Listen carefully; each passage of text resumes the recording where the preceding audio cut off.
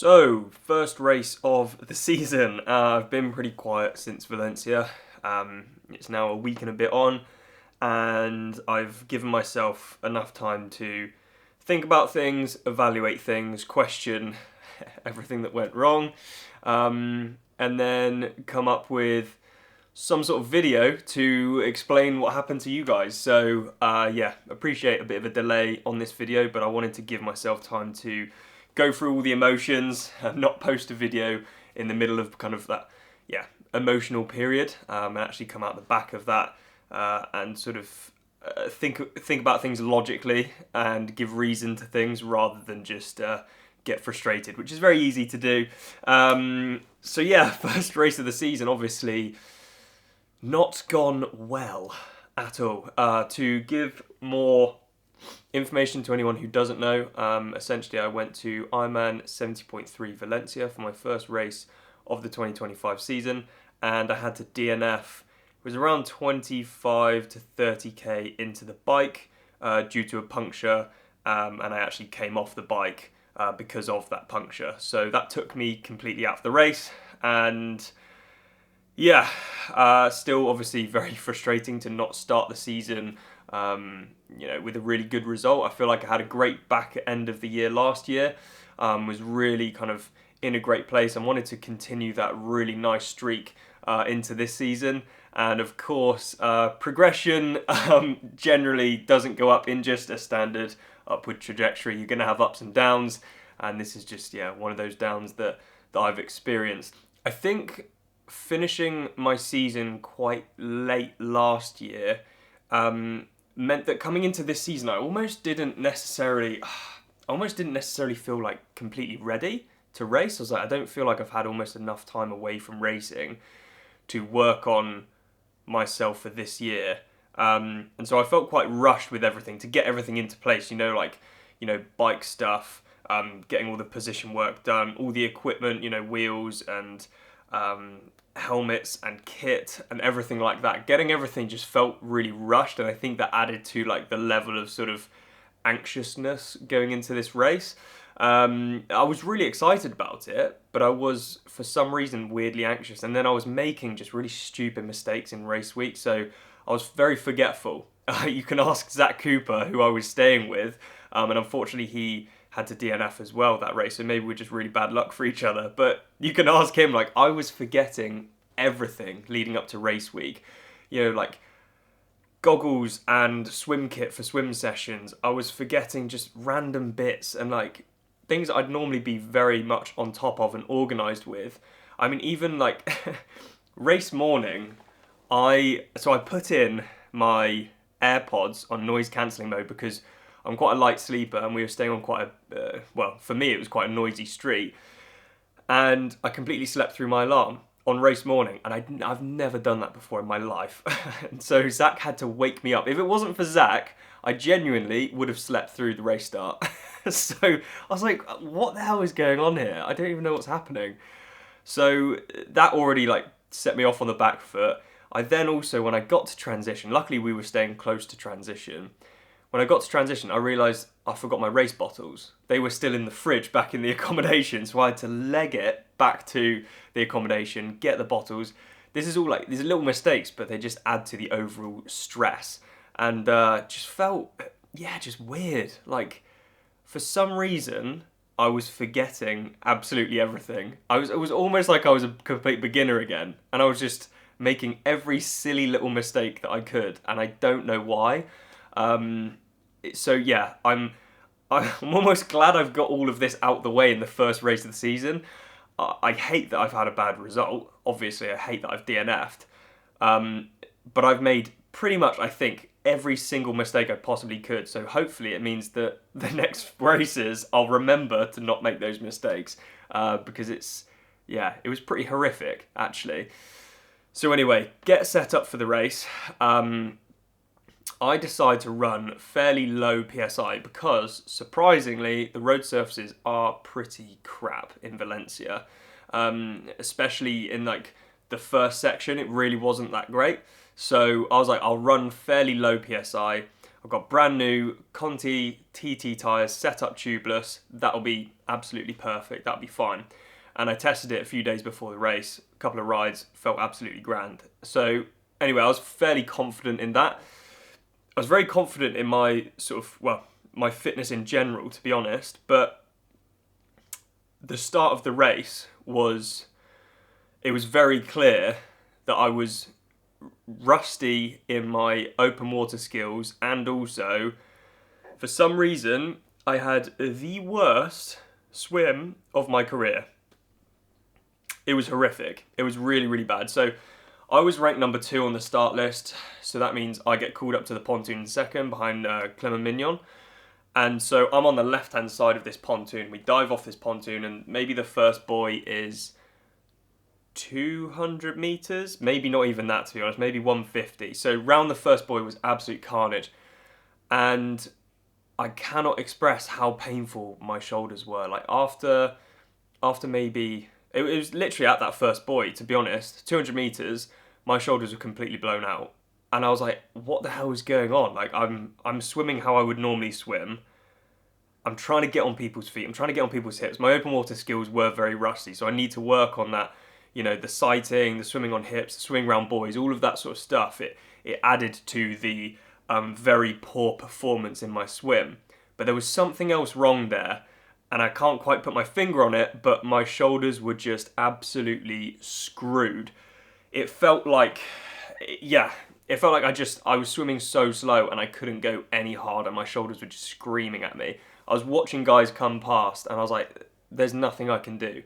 I'd try and sit on someone's feet and they would just swim away from me. I'd be like, oh my God, what is going on? So I was already in my own head a little bit in the swim thinking, Jesus, I've just been dropped completely. And I came out of the swim, I think it was like 2 minutes down, which is really big and completely away from the whole main pack. So anyway, I come out of the water with Thor Bendix Madsen, and immediately I thought, okay, well, I've not had a very good swim for myself. However, I know Thor is a very, very good rider. I feel confident in my own riding ability, so if we could work together and, bridge up gaps, I think that would work really well. So anyway, I get on the bike and try and get my feet in and get one of my feet in my shoes, and then I realise my right hand shoe, the Velcro strap, has come completely off. It's come out of its buckle, and I didn't have time to get it back into the buckle before Thor was already riding up the road. I was like, right, screw it, I'm just gonna leave that. So I Velcroed it down, but it wasn't securing anything. I just folded the strap back on itself. So that was another mistake, which is just really frustrating. And so anyway, we ride through town, and it's a little bit technical. And Thor and myself, I feel like we're working fairly well together, but I got this really strange feeling that I just didn't feel good on the bike. My position felt okay, but my bike power was way down. Well, it wasn't way down, but it was definitely, it felt harder than it should have been, basically. And it felt like it was all coming from my quads. Normally, my bike position, I feel like I can really activate my glutes, can really activate my hamstrings and my quads, and it's a really overall powerful position using all of those muscle groups. However, when I was riding and really trying to drill it, it was all coming from my quads, nothing from my glutes, nothing from my hamstrings, and I just felt like my quads, similar to my shoulders in the swim, were absolutely screaming at me. So I'm immediately thinking, wow, I feel like I'm about to get popped, and I'm riding at 330, 340 watts. Like, yes, that's hard, but it shouldn't feel like this that early on in the race. And I'm normally able to ride quite a bit harder than that, especially in the early stages of the race. So that was really surprising, but the speed was really good. The speed was great. But yeah, unfortunately, in one of the first sharp corners, it's 90-degree bend, I basically am on the front, I'm really hammering it, and I don't pay too much attention to where the corner is. So it sneaks up on me. I then slam on the brakes. I come into the corner way too hot, and actually halfway around the corner, I slide out a little bit, but it probably wasn't that much of a slide. It felt a lot worse than it probably was. but then the tyre caught and I managed to save it and get back round the corner.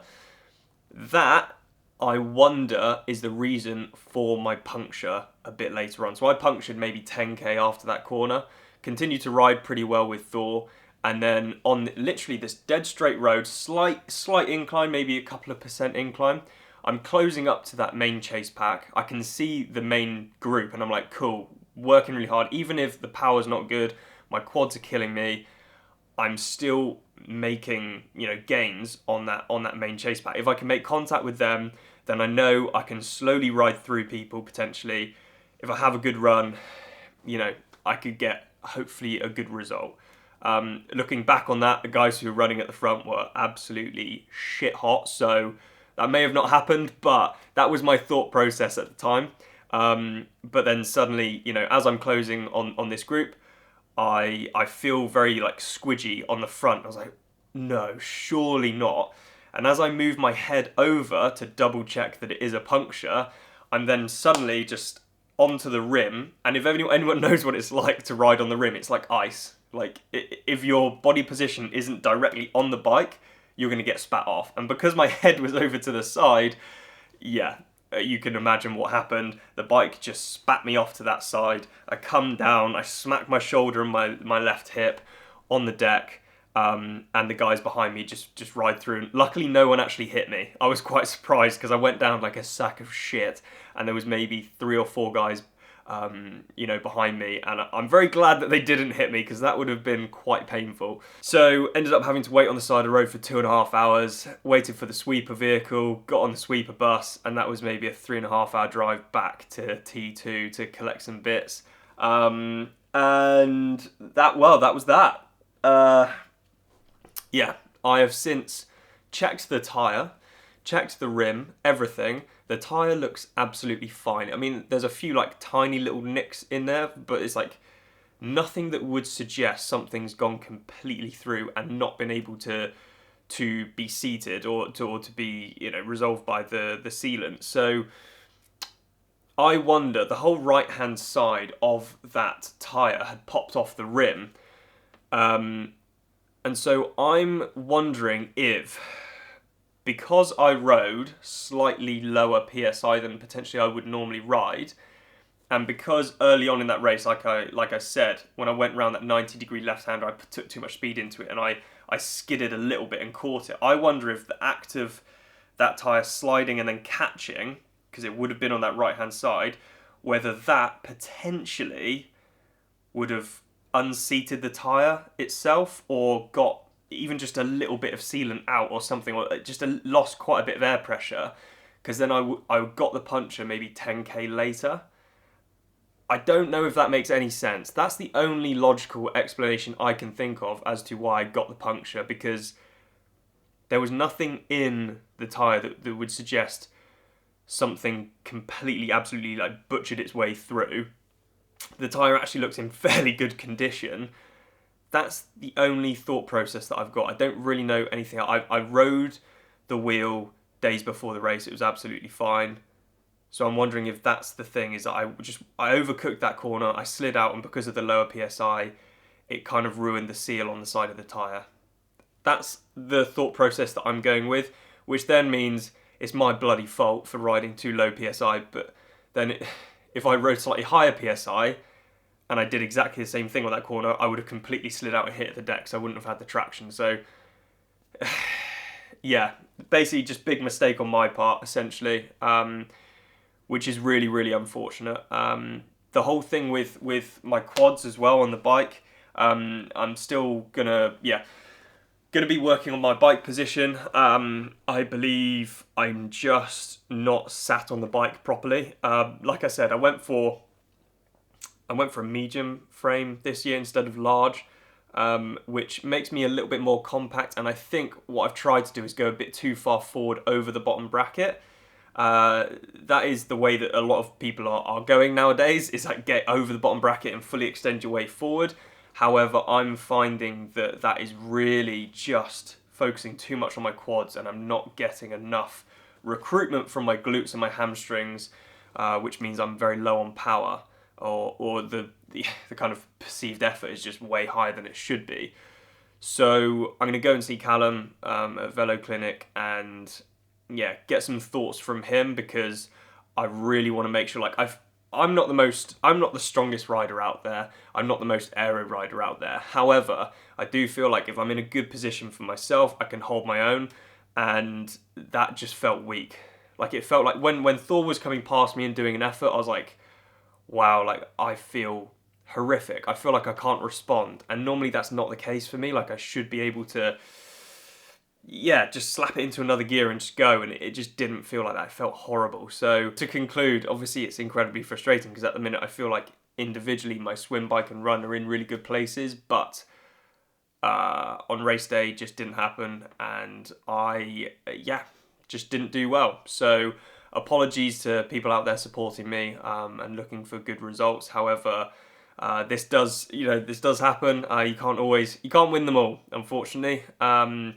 And sometimes you have to go through shit to get better results in the future and figure things out. I made a lot of mistakes, and yeah, onwards and upwards, I hope. So I'm taking comfort in the fact that last year was a very, very good year for me, and it started with a DNF at South Africa. Not that I want to start that trend of the first race of the season always being a DNF.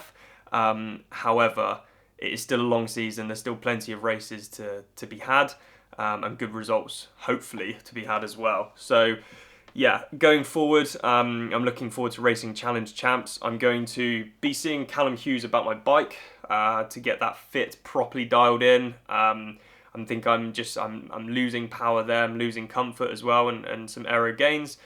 The swim, I need to figure out what's going on there, because that was utterly embarrassing, and I can't quite put my finger on what went wrong, but it was incredibly shoddy. So more time spent in the open water, more times just figuring some bits out.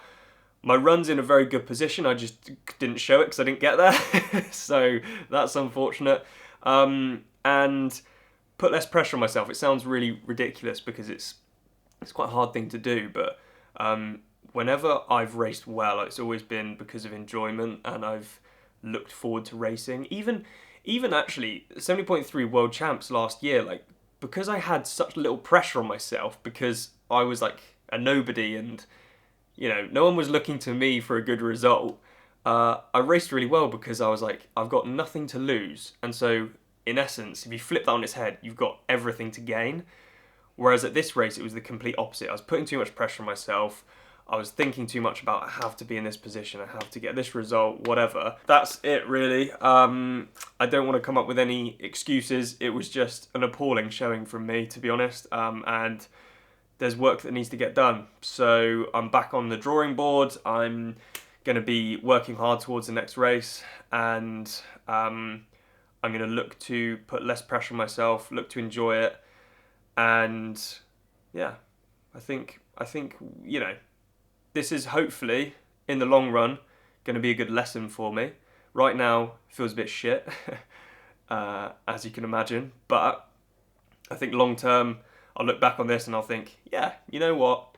It was good you fell off your bike. And, oh, thank God the bike's actually okay. It's just a couple of scrapes, which I'm not massively happy about because it was a brand new bike. And so Argon, I really do apologise. But it is okay.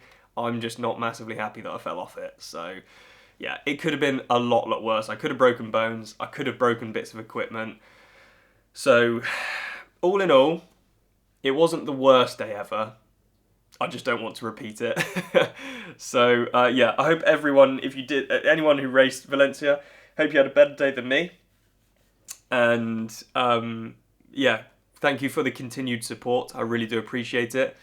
And yeah, we're working hard in the background. We're getting shit done, and yeah, I think we'll get there. So I'll see you in the next video.